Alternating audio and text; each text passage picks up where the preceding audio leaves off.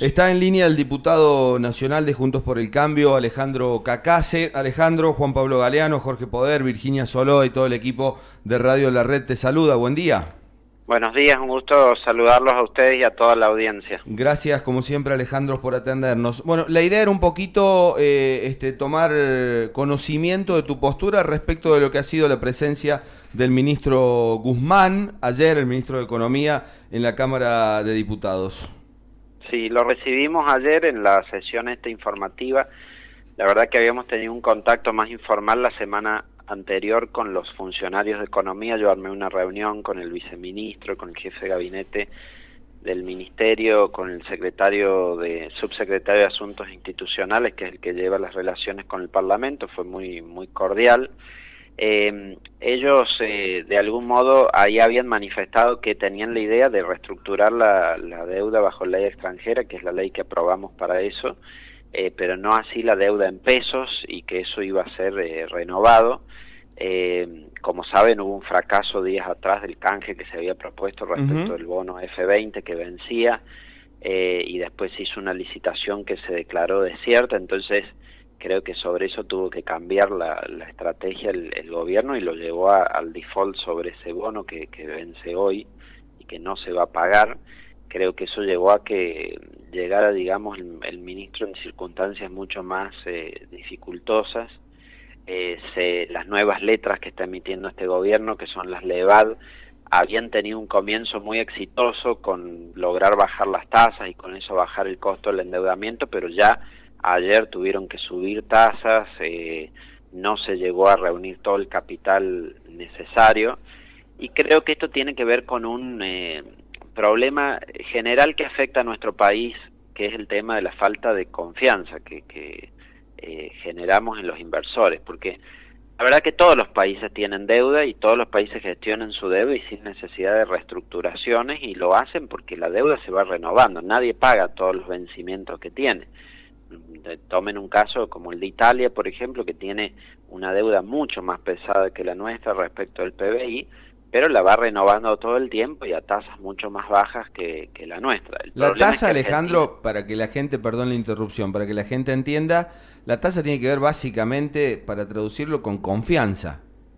Es decir, claro, Italia es un país más confiable que nosotros, por eso a nosotros nos cuesta tener tasas bajas. Exacto, de hecho el famoso riesgo país, el índice riesgo país que siempre hablamos en la Argentina, es el diferencial de tasa que se paga respecto de los bonos del Tesoro de Estados Unidos por el riesgo que el país implica y la falta de confianza. Entonces, Estados Unidos pide prestado dinero, quiero decir, al 1,5%, y nosotros pagamos tasas de 15, 20% en dólares porque generamos precisamente mucha desconfianza. Entonces esa es la prima de riesgo que se paga por no ser un país confiable.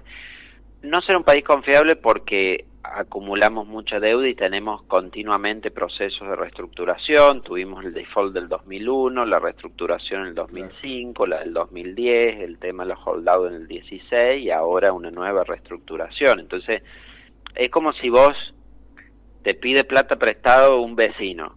El vecino que te pagó siempre, vos le prestás con mucha confianza. El que sabes que una vez no te pagó, te clavó, por decir, y no te pagó la deuda, bueno, vas a decir, bueno, o no le prestás directamente, o bueno, te presto, pero te cobro mucho más en el interés para cubrirme por si no me devolvés. Eso es un poco lo que le pasa a nuestro país, que no es que tenga un volumen tan pesado de deuda en comparación a lo que pasa en el resto de Latinoamérica y demás, pero nos es muy caro endeudarnos, pagar esas tasas, y esto es lo que nos lleva a esta situación.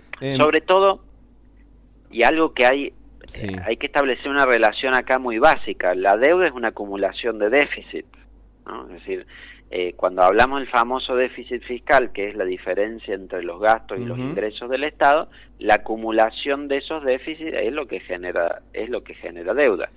Estados Unidos lleva 40 años en déficit, nosotros llevamos 60 años en déficit. El problema es que ellos se financian muy barato, Alemania se financia a tasa negativa directamente, o sea, devuelve menos de lo que pide prestado, por el interés, pero nosotros tenemos un endeudamiento muy caro y esto es lo que nos lleva a estas crisis.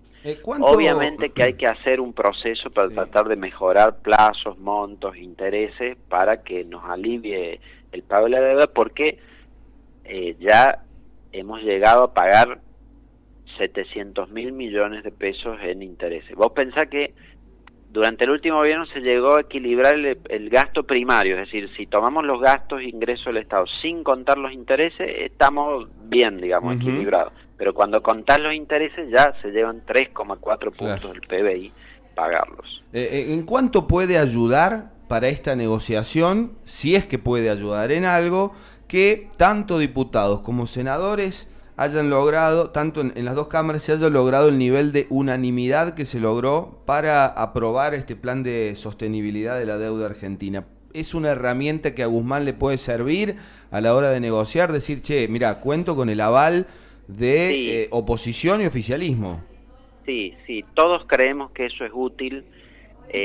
Los ruidos políticos en los mercados internacionales generan más percepción de riesgo, porque vos pensás que cuando está un inversor en New York viendo de la deuda argentina, entiende muy poco de lo que pasa en la Argentina o en Brasil o en los otros países emergentes. Entonces, si siente ruido, siente declaraciones contradictorias, más todo eso le genera más riesgo. Entonces, es por eso sobre todo que se buscó dar un apoyo muy contundente con la ley de deuda, aprobándola por bueno, no unanimidad porque los dos diputados de izquierda votaron en contra, pero sí con el respaldo, digamos, de los bloques principales.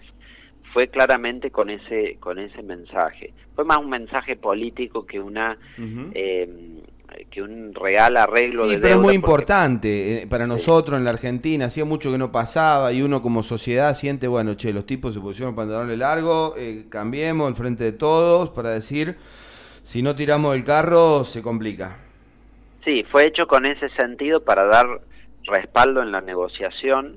Lo que yo sí creo ahora es que el gobierno debe presentar un plan económico más claro, más preciso, porque hoy lo que los inversores, además de esta fortaleza política, lo que los inversores hoy están esperando es ver que Argentina va a tener la capacidad para pagar hacia adelante. Está bien. Y para eso hay que mostrar cómo nuestro país va a crecer, para generar esa confianza. Hasta que no hagamos eso, creo que vamos a estar teniendo traspiés como los de estos días con el tema deuda, porque los inversores desconfían y no ponen la plata, digamos, para lograr sacarnos de esto. Y después, bueno, acostumbrarnos a que la deuda va a seguir. Lo que hay que hacer es ver cómo gestionarla.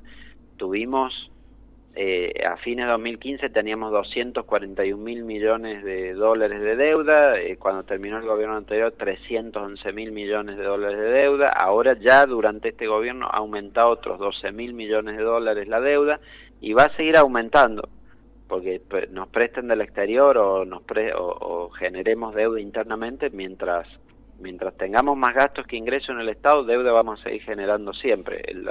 Hay que buscar gestionar eso. La verdad que sí, y es un gran desafío. Bueno, ha quedado claro, Alejandro, te agradecemos muchísimo por el contacto, que tengas una linda jornada. Gracias a ustedes. Un saludo. El diputado nacional Alejandro Cacas.